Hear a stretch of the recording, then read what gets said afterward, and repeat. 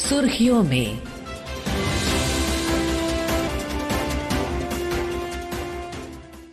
ये आकाशवाणी है।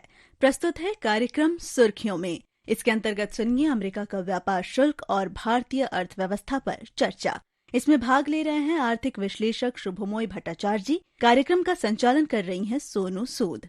आज 1 अगस्त है और ट्रंप प्रशासन ने रेसिप्रोकल टैरिफ अनाउंस कर दिए हैं। लगभग 70 देश हैं जिन पर ये टैरिफ लगाए गए हैं, जिनके साथ अभी ट्रेड एग्रीमेंट नहीं हुआ है अमेरिका का। भारत पर अमेरिका ने 25% टैरिफ लगाया है। इसके विभिन्न पहलुओं पर विचार विमर्श के लिए आज हमारे साथ हैं शुभमोय भट्टाचार्य जी। आपका बहुत बहुत स्वागत है। नमस्कार।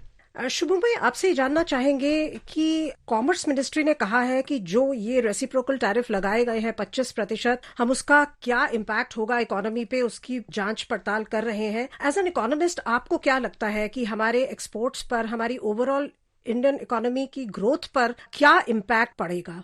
सोनू जी, पहले मैं 2-3 चीजों का डेफिनेशनल जो चीजें हैं उनको क्लियर करें, तो तब हम आगे का चर्चा जो है उस आराम से कर सकते हैं। पहली बात यह है कि एक देश दूसरे देश पर हम जब कुछ चीज निर्यात करते हैं तो उस पर अमेरिका या कोई भी देश, उनके लिए वो आयात बनता है तो वो उस पर टैरिफ लगाते हैं। ठीक उसी तरह से हम भी हमारे देश में जो भी चीज आ रहा है तो उस पर हम टैरिफ लगाते हैं। अभी बात यह है कि यूएसए के राष्ट्रपति डोनाल्ड ट्रंप ने अपने कार्यकाल में जनवरी से उन्होंने ये रवैया लिया है कि वो अमेरिका को, और उनका एक स्लोगन है मेक अमेरिका ग्रेट अगेन, उसके तहत वो चाहते हैं कि ज्यादातर दुनिया के चीजों पर अमेरिका आयात ना करे, और अगर करे तो बहुत ज्यादा टैक्स लगाकर करे। उनको ये लगता है कि इससे फायदा ये होगा कि अमेरिका में कंपनियां जाके इस टैरिफ से बचने के लिए अमेरिका में ही प्रोडक्शन फैसिलिटी बना देंगे, वहीं पे ही अपना कामकाज शुरू करेंगे, और इससे अमेरिकी जनता को बहुत सारे नौकरी वगैरह का सुविधा उपलब्ध होगा। भारत के साथ, और भारत ही नहीं, भारत, चीन, जर्मनी, जापान, यूनाइटेड किंगडम, इन सारे बड़े बड़े देशों के साथ उनका असंतोष ये है कि ये सारे देश अमेरिका में निर्यात ज्यादा करते हैं, अमेरिका से आयात कम करते हैं, और ये जो बैलेंस है, इस ट्रेड बैलेंस को पर वो बदलना चाहते हैं। वो चाहते हैं कि अमेरिका से निर्यात ज्यादा हो, आयात कम हो। तो अगर हम सब चीजों में डेटा को हिसाब से अगर देखें, क्योंकि ये आफ्टर ऑल डेटा का ही मामला है, तो एक साल में भारत अमेरिका का जो ट्रेड होता है वो करीब 147 बिलियन डॉलर्स का होता है। इसमें ज्यादातर भारत निर्यात ज्यादा करते हैं, आयात कम करते हैं। अमेरिका में हम क्या निर्यात करते हैं? फार्मास्यूटिकल प्रोडक्ट्स, इलेक्ट्रॉनिक्स, बहुत सारे क्रिटिकल इंजीनियरिंग प्रोडक्ट्स, और कई सारे ऐसे चीजें जो जेम्स एंड ज्वेलरी वगैरह इस तरह की चीजें हैं। तो अमेरिका से क्या निर्यात करना चाहते हैं? वो निर्यात करना चाहते हैं गेहूं, चावल, दूध, सब्जियां, एग्रीकल्चरल प्रोडक्ट्स बहुत सारे भारत में भेजना चाहते हैं, और भारत में भेजना चाहते हैं।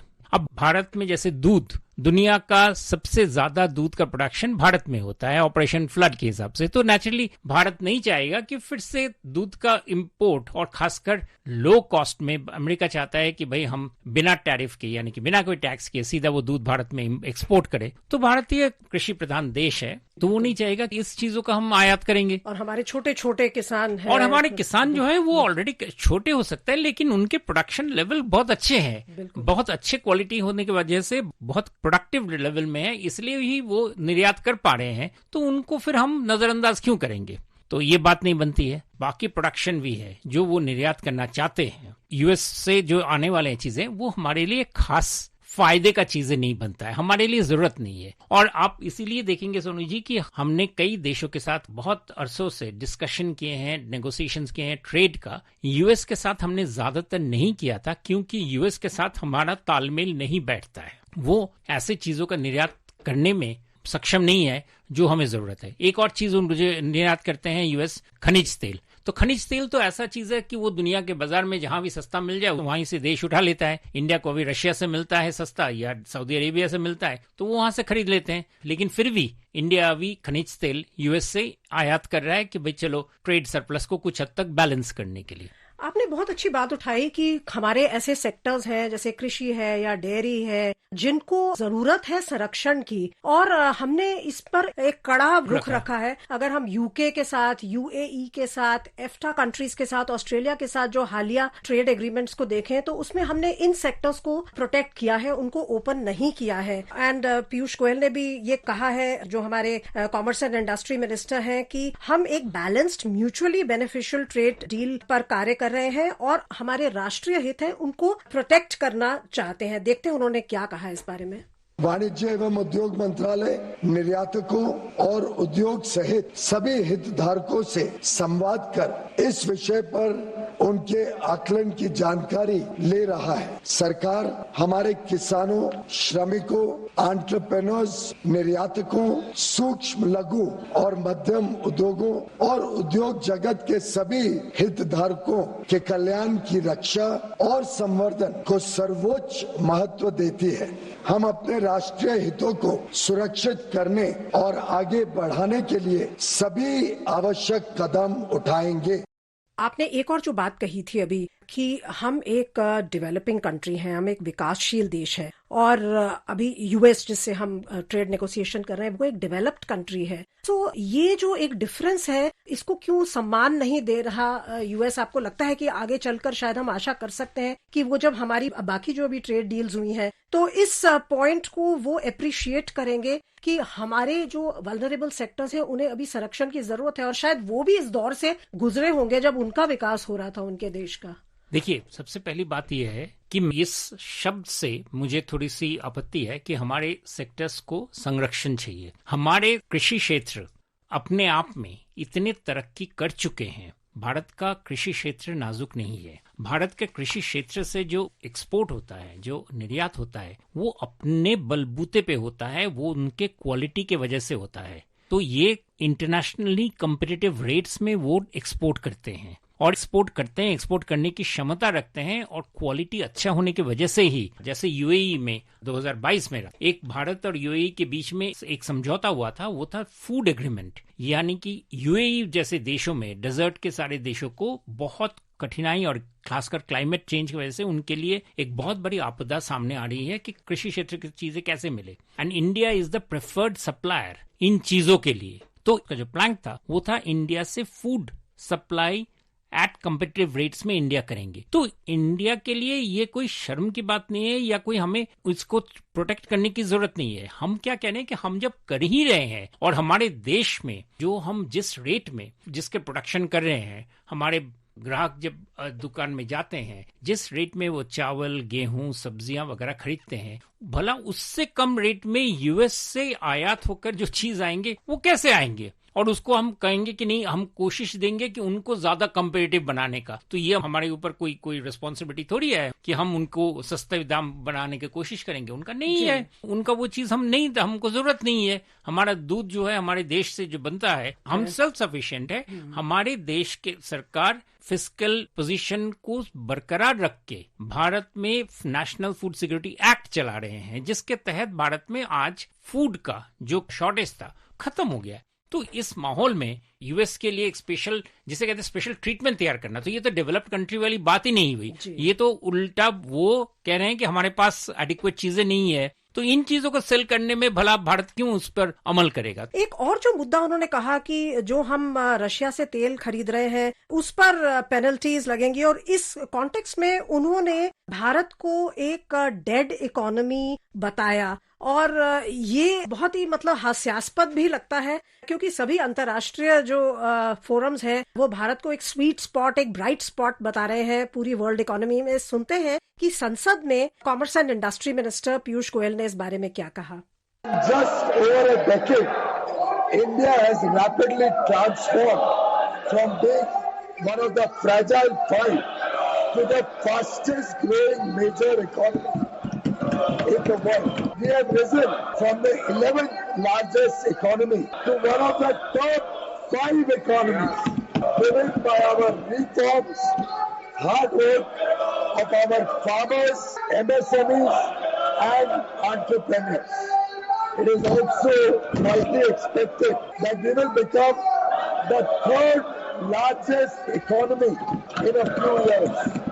Today, international institutions and economists see India as the bright spot in the global economy. India is contributing to almost 16% of global growth. शुभमोय, जैसा अभी उन्होंने बताया यूनियन मिनिस्टर ने कि कितने हम एक स्ट्रॉन्ग सिचुएशन में है भारत, और हमारी बाजार भी जो हमारा है वो सबसे बड़ा बाजार माना जा रहा है पूरे विश्व का। कितने आप होपफुल हैं कि ये नेगोशिएशंस पॉजिटिवली आगे बढ़ेंगी और यूएस के साथ हमारी ट्रेड डील जल्दी ही संपन्न हो पाएगी?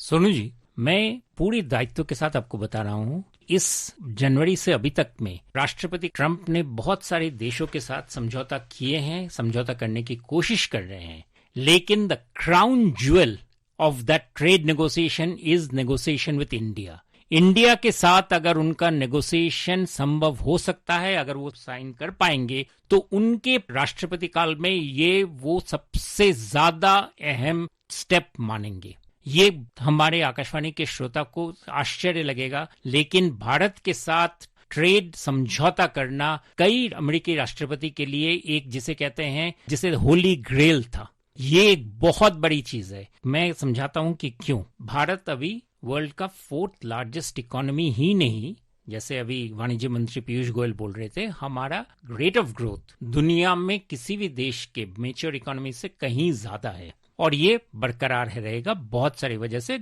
इतनी बड़ी बाजार, इतना बड़ा पोटेंशियल इस वक्त दुनिया में कहीं भी किसी भी ज्योग्राफी में नहीं है। पहले था इंडिया का पोटेंशियल, अब वो पोटेंशियल एक्चुअलाइजेशन होने को तैयार हो गया, चल रहा है। हर साल ये चीज हमारे सामने आ रहा है, हर डेटा के हिसाब से।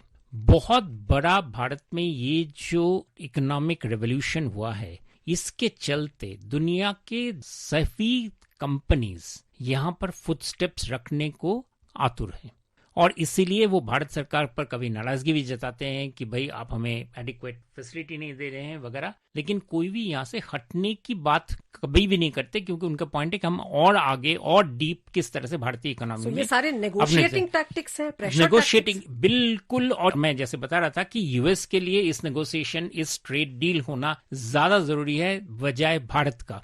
भारत का जो एक डोमेस्टिक डिमांड ड्रिवन इकोनॉमी है, ये फैक्टर भी बहुत इंपॉर्टेंट है कि भारत इस चैलेंज को आसानी से पार कर पाए। लास्ट पॉइंट जो मैंने नहीं कहा था, तो इसलिए मतलब जिसे कहते हैं ना, एक्यूट फ्रस्ट्रेशन का एक्सप्रेशन है कि इतनी बड़ी इकोनॉमी, इतनी बड़ी चीज, लेकिन वो हमारे साथ हाथ में नहीं आ रहे हैं। ये फ्रस्ट्रेशन का ही एक्सप्रेशन है अभी डोनाल्ड ट्रंप का। तो यही चीज आपको बताता है कि इंडिया का डोमेस्टिक सिचुएशन क्या है, किस इकोनॉमी में। हमें बताने की जरूरत नहीं है, वो खुद ही हमें तोहफा दे रहे हैं उनके कमेंट से कि ये इकोनॉमी के साथ मैं टाई अप करना चाहता हूं। तो हमारा पावर क्या है, हमारा पोजीशन क्या है, उसकी हमें लिखने की जरूरत नहीं है। और इसीलिए वो बार बार हर नेगोशिएशन में इस चीज को सामने लाने कि इंडिया के साथ बहुत बड़ा, इनफैक्ट कुछ दिनों पहले ही उन्होंने कहा था कि वेरी बिग डील होने वाला है इंडिया के साथ। और ईयू से पहले जब डील की बात हुई थी तो उन्होंने ये चीज पहले नहीं कहा था। ईयू के लिए उन्होंने कोई प्रीवियस अनाउंसमेंट्स नहीं किए थे। ईयू आए, और ईयू में 28 देश हैं यूरोप के, एक्सेप्टिंग यूके, सारे देश उसमें शामिल है। लेकिन उसके पहले डोनाल्ड ट्रंप ने कोई भी ऐसे पहले ऐलान नहीं किया कि आए, ठीक है, नेगोशिएशन हो गया, हमने प्रेशर डाला, और उन्होंने काफी जोर से 15% टैरिफ लगाया यू पे और खुद का 0%। इंडिया तो उस पोजीशन पे आएंगे नहीं, इंडिया के साथ टैरिफ रेट्स अलग होंगे। तो ये वाला चीज, जैसे मैं फिर से कह रहा हूं कि ये India deal is the biggest deal for the US government, and ये संपन्न अगर नहीं कर पाए तो वो अपने आप को, अपनी कामयाबी को बिल्कुल ही, जिसे कहते हैं, बहुत बड़ी कामयाबी से पीछे रहेंगे। शुभमोय, बहुत बहुत धन्यवाद आपका भारत और अमेरिका के बीच उभरते व्यापार संबंधों पर बातचीत के लिए। शुक्रिया सोनू जी। अभी आप सुन रहे थे अमेरिका का व्यापार शुल्क और भारतीय अर्थव्यवस्था पर चर्चा। इसमें भाग ले रहे थे आर्थिक विश्लेषक शुभमोय भट्टाचार्य जी। कार्यक्रम का संचालन कर रही थी सोनू सूद। ये कार्यक्रम आकाशवाणी के समाचार सेवा प्रभाग द्वारा प्रस्तुत किया गया। इसे आप हमारे mobile app news on AIR और YouTube channel news on AIR official पर भी सुन सकते हैं। इस कार्यक्रम के संबंध में अपनी प्रतिक्रिया आप हमें ईमेल या व्हाट्सएप के माध्यम से भेज सकते हैं। ईमेल का पता है AIRNSDtalks@gmail.com और व्हाट्सएप नंबर है 928909 4044। सुर्खियों में